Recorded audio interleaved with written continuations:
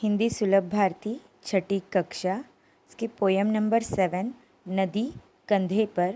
इसके व्यवसाय के प्रश्न उत्तर क्वेश्चन आंसर्स हम डिटेल्स में देखेंगे। नदी कंधे पर इसके कवि है प्रभुदयाल श्रीवास्तव। इन्होंने कल्पना की है कि यदि हम नदी को कंधे पर उठाकर घर ले आते तो कैसा आनंद आता। कविता के सरल अर्थ में हम अगर देखेंगे तो ज़्यादातर पूरे आंसर्स उसी में होते हैं। हम शुरू करेंगे पद्यांश क्रमांक 1। निम्नलिखित पद्यांश पढ़कर दी गई सूचनाओं के अनुसार कृतियाँ करो। पहली हमारी कृति है कृति 1 आकलन 1 नंबर कृति पूर्ण करो। यहाँ पे क्वेश्चंस है कवि इसे कंधे पर लाना चाहता है। उत्तर नदी को। दूसरा बालक इनके साथ नहाना चाहता है। उत्तर है मित्रों के साथ। थर्ड वन कवि नदी को यहाँ बहाना चाहता है। आंसर है अपने घर के सामने। फोर्थ वन कवि नदी में यह करना चाहता है तैरना, डूबना, इतराना। ओके। नेक्स्ट है सही विकल्प चुनकर रिक्त स्थानों की पूर्ति करो। Filling the blanks. First one अगर हमारे बस में होता, यहाँ पे आपको ऑप्शंस है नदी उठाकर घर ले आते, नदी से पानी भर लाते, नदी किनारे गांव बसाते। सही आंसर है नदी उठाकर घर ले आते। सेकंड नदी आ गई चलो नहाने। इसका आंसर आमंत्रित सबको करवाते। यहाँ पे ऑप्शंस है, ऑप्शन में से आपको ढूंढना है। नेक्स्ट है कृति 2 व्याकरण शब्द संपदा 1 निम्नलिखित शब्दों के समान अर्थ वाले शब्द लिखो। समान अर्थ सेम मीनिंग। फर्स्ट वन नदी समान अर्थ शब्द सरिता। सेकंड घर समान अर्थ शब्द गृह। थर्ड वन मित्र समान अर्थ शब्द दोस्त सखा। फोर्थ वन हर रोज़ समान अर्थ शब्द हर दिन। आपको अगर इसके अलग अलग समान अर्थ शब्द पता है तो वो भी आप लिख सकते हो। सेकंड वन है पद्यांश में से संज्ञा छांट कर लिखो। संज्ञा यानी नाउन, नाम। तो पद्यांश में जितना संज्ञा आया है वो आपको क्या करने हैं, लिखने हैं। तो नदी, कंधा, मित्र और घर, ये संज्ञा यहाँ पे आई है तो यो संज्ञा आपको यहाँ पे लिखनी है। नेक्स्ट क्वेश्चन है हमारा कृति 3 सरल अर्थ। पद्यांश की निम्नलिखित पंक्तियों का सरल अर्थ लिखो। सरल अर्थ यानी जो आपको यहाँ पे समझा है अर्थ, वहाँ पे ये लिखना है। पद्यांश की पंक्तियाँ है कभी तैरते कभी डूबते, इतराते गाते मस्ताते, नदी आ गई चलो नहाने, आमंत्रित सबको करवाते। तो यहाँ पे आंसर्स है हम कभी नदी में देर तक तैरते, कभी पानी में नीचे जाकर डूबने का नाटक करते, खूब मस्ती करते, गाने गाते, सभी लोगों को निमंत्रित करते कि हमारे घर नदी आ गई है, चलो नहाने चलो। हमारे घर के पास नदी आ गई है, चलो नहाने चलो। अगर आपको इसमें अगर कुछ आपको अलग से इसका अर्थ समझा है या फिर आपके विचारों से भी ये आप आंसर लिख सकते हो। नेक्स्ट है पद्यांश क्रमांक 2। निम्नलिखित पद्यांश पढ़कर दी गई सूचनाओं के अनुसार कृतियाँ करो। कृति 1 आकलन पद्यांश की पंक्तियाँ पूर्ण करो। अगर हमारे मन में आता, इसका आंसर झटपट नदी पार कर जाते। आपको यहाँ पे पोयम की जो लाइन है वो कंप्लीट करनी है। सेकंड लाए जहाँ से थे हम उसको, जाकर उसे वही रख आते। पोयम की लाइन आपको क्या करनी है, यहाँ पे कंप्लीट करनी है। ओके। सेकंड जोड़ियाँ मिलाओ अगट, बगट और उत्तर।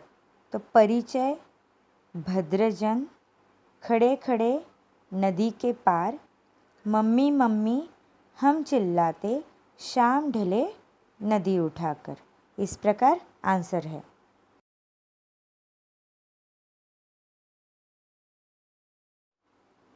नेक्स्ट है कृति 2 व्याकरण शब्द संपदा। पद्यांश में आए लयात्मक शब्द ढूंढ कर लिखो। लयात्मक इट मीन्स राइमिंग वर्ड्स। तो राइमिंग कौन से आए हैं, जैसे करवाते चिल्लाते, जाते आते, आते रखवाते। इस प्रकार आपको लिखने हैं। लयात्मक इसका मतलब होता है कि राइमिंग वर्ड्स, तो राइम में आने वाले वर्ड्स यहाँ पे आपको लिखने हैं। ओके, नेक्स्ट क्वेश्चन है निम्नलिखित शब्दों के अर्थ लिखो। अर्थ, कभी कभी अर्थ और समान अर्थ शब्द एक ही होते हैं। तो यहाँ पे है ढले, इसका मतलब होता है ढलना। सेकंड है झटपट, इसका मतलब होता है फटफट या फिर जल्दी करना। नेक्स्ट है जन, यहाँ पे इसका मतलब है लोग। और फोर्थ वन है भद्र। भद्र इस शब्द का मतलब होता है सज्जन लोग या फिर सभ्य लोग। ओके, नेक्स्ट है कृति 3 सरल अर्थ या फिर भावार्थ आपको यहाँ पे लिखना है। फिर से पद्यांश की निम्नलिखित पंक्तियों का सरल अर्थ लिखो।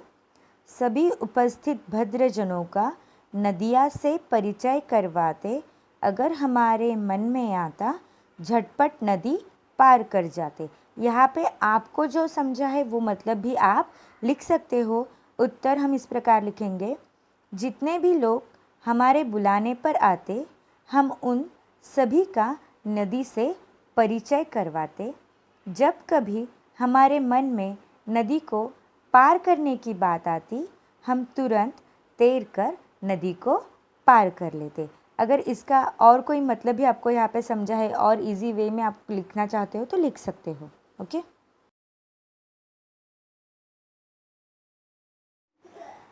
नेक्स्ट है आकारिक मूल्यांकन। नदी की आत्मकथा लिखो। यहाँ पे आपको नदी की आत्मकथा लिखनी है।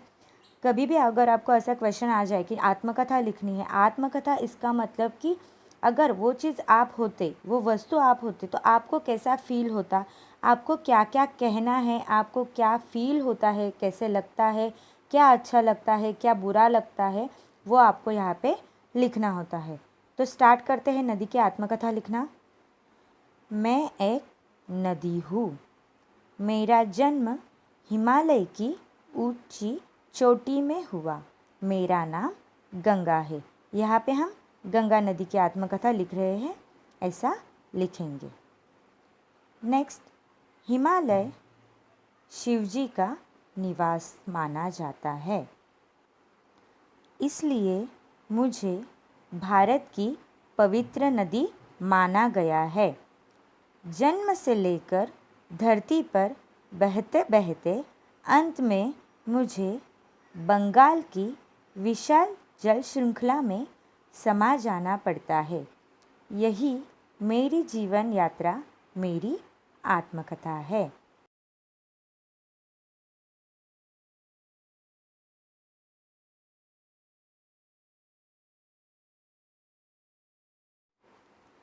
आजकल लोग मुझसे बेरहमी से व्यवहार करते हैं।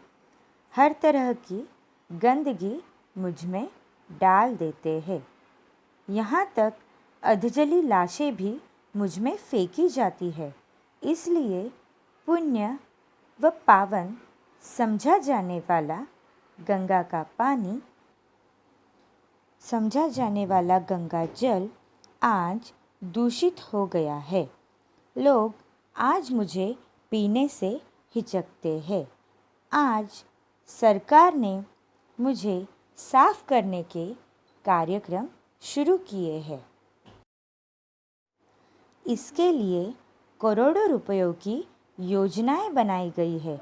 मुझे कोई विश्वास नहीं है कि ये योजनाएं कब तक सफल होंगी।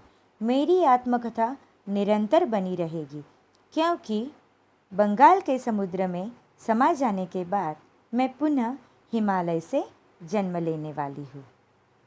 इस प्रकार आप किसी भी नदी की आत्मकथा लिख सकते हो। आप आपके मन के नदी की आत्मकथा भी लिख सकते हो। आपको जो नदी समझ के फील होने वाला है वो आप आत्मकथा के रूप में लिख सकते हो। यहाँ पे अलग अलग सवाल भी आते हैं, जैसे नदी की आत्मकथा, पेड़ की आत्मकथा, सड़क की आत्मकथा।